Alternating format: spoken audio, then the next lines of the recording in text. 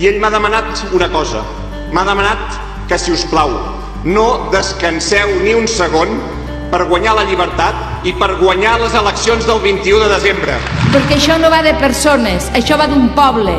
I el poble se'n sortirà, ho sabem.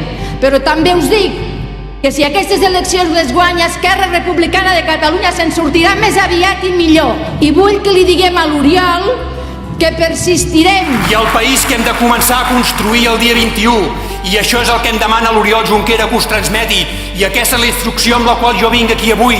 És a guanyar el país, a guanyar la república, a guanyar la dignitat. Per l'1 d'octubre, pel 3 d'octubre, per l'Oriol Junqueras, aquella persona que hi va fer tant perquè els ciutadans d'aquest país poguessin votar per decidir el seu futur.